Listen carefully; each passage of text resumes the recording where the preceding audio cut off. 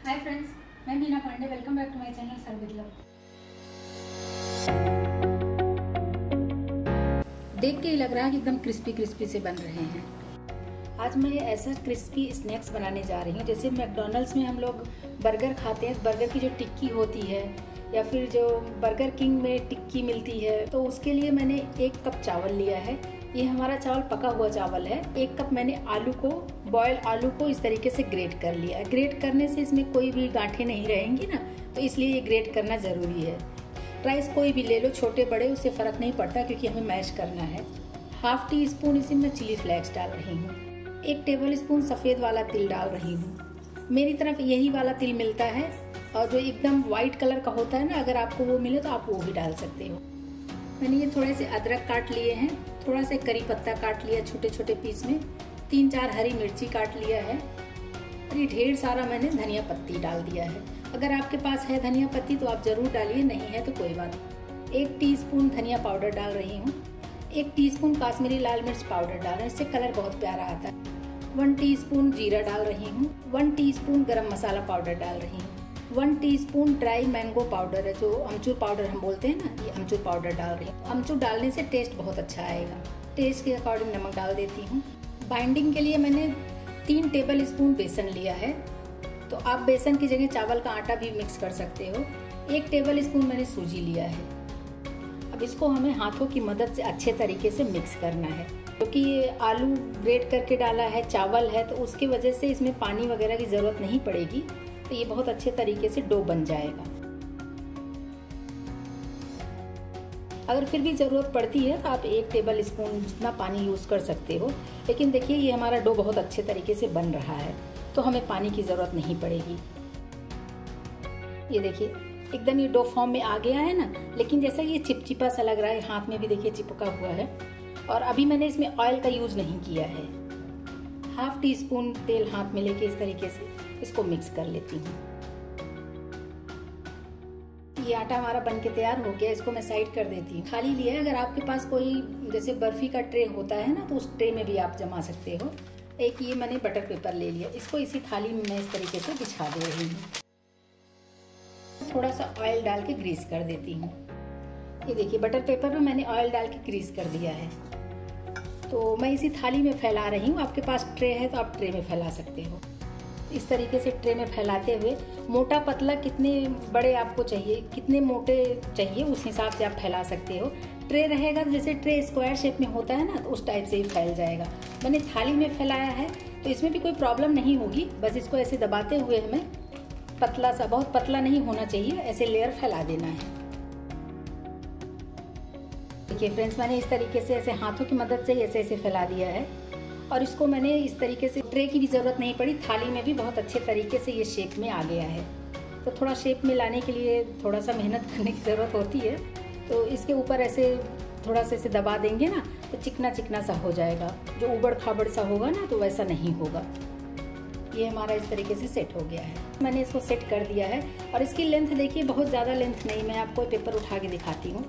ये देखिए इतना मोटा लेंथ हमें चाहिए इसका। आप चाहिए तो ऐसे उठा के फ्रिज में रख दो, या फिर अगर ये दूध ढकने वाली छन्नी होती है ना, इस तरीके से ढक के मैं इसको फ्रिज में रख देती हूँ। तो इसी तरीके से कवर करके मैं फ्रिज में 1 घंटे के लिए रख देती हूँ। क्रंची बनाने के लिए आप चाहे तो ब्रेड क्रम्स यूज़ कर सकते हो, या फिर मैंने ये कॉर्नफ्लेक्स लिया है, जो ये प्लेन वाला कॉर्नफ्लेक्स आता है ना, चॉकलेट वाला भी होता है, मगर चॉकलेट वाला नहीं चाहिए हमें, ये प्लेन वाला ही चाहिए। तो प्लेन वाला कॉर्नफ्लेक्स आप ले सकते हो, या फिर ये पोहा भी ले सकते हो। पोहा को ऐसे दरदरा आप मिक्सी जार में पीस लो, इसको भी ऊपर कोट कर सकते हो। तो आज मैं पोहा नहीं, आज मैं कॉर्नफ्लेक्स कोट करूँगी। तो ये कॉर्नफ्लेक्स के मैंने मिक्सी जार में डाल दिया है, इसको मैं ग्राइंड कर लेती हूँ। तो हमें दरदरा सा इसका पाउडर नहीं बनाना है, बस दरदरा सा इसको पीस लेना है। तो ये देखिए फ्रेंड्स, ये हमारा दरदरा सा पाउडर बन गया है। मैं निकाल देती हूँ। ये देखिए इस तरीके से एकदम पाउडर भी नहीं बना है, पाउडर भी है और इसमें कुछ पीसेस भी हैं, तो मतलब कि ये दरदरा सा है जैसा कि हमें चाहिए था। तो ये जो पाउडर मैंने दरदरा सा बना लिया कॉर्नफ्लेक्स का ना, इसको मैं इस प्लेट में बिछा दे रही हूँ। तभी तो हमें कोट करते बनेगा ना, तो इस तरीके से इसको फैला दूंगी। स्लरी तैयार करना है, तो स्लरी तैयार करने के लिए मैंने 2 टेबल स्पून मैदा लिया है, 1 टेबल स्पून कॉर्नफ्लावर लिया है। कॉर्नफ्लावर भी इसमें डाल दी। इसमें जितना भी रिक्वायरमेंट हो ना, उसके हिसाब से मैं पानी डाल के एक गाढ़ा सा घोल तैयार कर लेती हूँ। जो स्लरी होता है ना, जिसमें हम डिप करेंगे स्नैक्स को, तो ये देखिए ये हमारी स्लरी बन के तैयार हो गई है। तो जो ये नाश्ता मैंने फ्रिज में रख दिया था बना के ना, ये भी मैंने निकाल ले आई हूँ। बाय वॉच ये 1 घंटा मैंने रखा है। तो ये भी बहुत अच्छे तरीके से ये सेट हो चुका है। तो ये जो बटर पेपर है ना, इसको मैं बाहर निकाल लेती हूँ। आपको जैसा भी शेप काटना हो उस शेप में आप इसको काट सकते हो। तो मैं इसको ऐसे लंबे लंबे स्ट्राइप जो होते हैं ना, लंबे लंबे से काटूंगी और कुछ मैं 2-4 गोल गोल भी बनाऊंगी। तो पहले ये साइड का मैं काट के साइड कर देती हूँ, क्योंकि थोड़ा अनइक्वल सा होता है ना ये। बाकी हमें जितने भी चौड़े पट्टियाँ चाहिए उतनी चौड़ी पट्टी में इसको काट सकती हूँ। तो मैं अपने अकॉर्डिंग काट रही हूँ, आप अपने हिसाब से इसको काट सकते हो। फ्रिज में रखने से एकदम सेट हो गया है, तो कोई प्रॉब्लम नहीं आएगी। बहुत अच्छे तरीके से कट जा रहा है। तो अभी जो ये लंबी लंबी स्ट्राइप ना, इसको मैं बीच से काटूंगी, ताकि थोड़ा मतलब बहुत बड़ा और बहुत छोटा ना हो। इस तरीके से हमें इतनी चौड़ी चौड़ी पट्टियाँ मिल जाएंगी। मैं उठा के आपको दिखाती हूँ। ये देखिए इतना मोटा, मतलब इतना चौड़ाई में है ये, और ये बहुत अच्छे तरीके से बना है। अभी इसको मैं स्लरी में डिप करके कोट करके इसको फ्राई करूंगी। तो ये देखिए इतने मैंने पट्टियाँ काट ली हैं, और बाकी का जो बचा हुआ है ना, इसको मैं एक कटोरी ले लिया है। ये देखिए इधर पे फ्लैट है, तो इसे दबा के काटूंगी तो ये कट जाएगा। तो 3-4 पीस मेरे को ऐसे गोल वाला भी चाहिए, तो उसको भी मैं ऐसे बना लेती हूँ। ऐसे बस प्रेस करूंगी ना, तो ये गोलाई में आ जाएगा।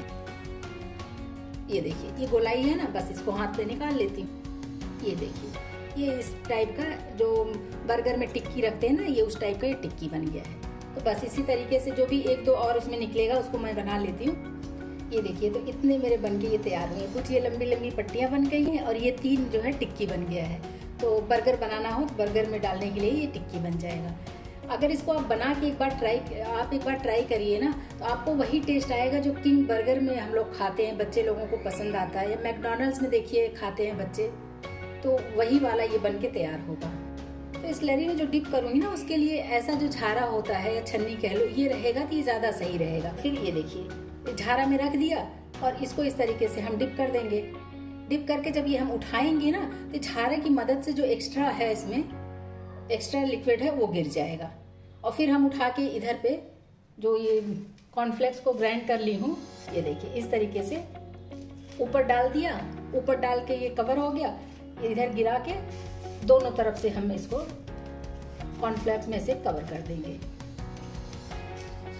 ये देखिए ये कवर हो गया ना, कॉर्नफ्लेक्स लग गया। अभी इसको मैं दूसरे प्लेट में से रख ले रही हूँ। ये तो मैंने टिक्की कर लिया। अभी ये जो से लंबा वाला है ना, इसको भी वैसे ही हमें करना, ऐसे डिप कर देना है। ये देखिए स्लरी में डिप कर दिया है अच्छे तरीके से। अभी इसको हम छन्नी में जब उठा लेंगे, तो जो भी एक्स्ट्रा है लिक्विड है, वो सारा नीचे गिर जा रहा है। अगर किसी चम्मच वगैरह से करेंगे तो नहीं होगा ना, तो बस इसीलिए हमें झारा वाला लेना है।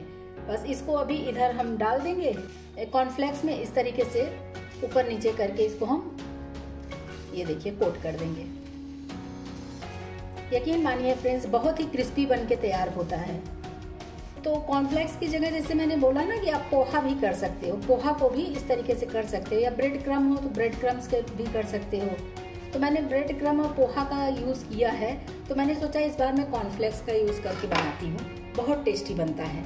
ये देखिए तो मैंने इसको बना के ट्राई किया हुआ है घर पे, बहुत ही टेस्टी, बहुत यमी बनता है। लोगों को बहुत पसंद आया मेरे घर में, तो इसलिए मैंने सोचा चलिए आप लोगों के साथ भी शेयर करती हूँ। ये देखिए फ्रेंड्स, इतने सारे हमारे ये बन के स्नैक्स तैयार हुए हैं। तो इसको आप चाहिए तो एयर टाइट कंटेनर में बंद करके फ्रीजर में रख दीजिए। फ्रिज में नहीं, फ्रीजर में। तो इसको आप हफ्ते 10 दिन तक बहुत आराम से यूज़ कर सकते हो। हफ्ते 10 दिन में जब भी आपको खाने का मन हो तो निकालो और तेल में डीप फ्राई करो और यूज़ करो। या फिर इसको आप ओवन में भी तेल को मतलब लेके ऑयल को इसमें ग्रीस कर दो ब्रश से, उसके बाद ओवन में इसको सेक सकते हो। या फिर आपके पास एयर फ्राई है तो उसमें भी ऑयलिंग करके एयर फ्राई में भी रख दो, तो उसमें भी सेक जाता है।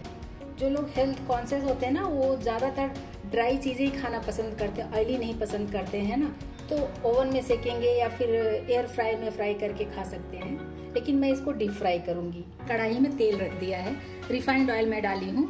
आप कोई भी ऑयल यूज़ कर सकते हो, मैंने रिफाइंड डाला है। तो बस रिफाइंड ऑयल को मैं गर्म होने देती हूँ। इसको जैसे पूड़ी तलते हैं ना, उतना गर्म तेल नहीं चाहिए, थोड़ा सा मीडियम हीट रहेगा, बस वही उतना तेल चाहिए। तो देखिए तेल हमारा गर्म हो चुका है। एक छोटा सा पीस में डाल के चेक कर लेती हूँ।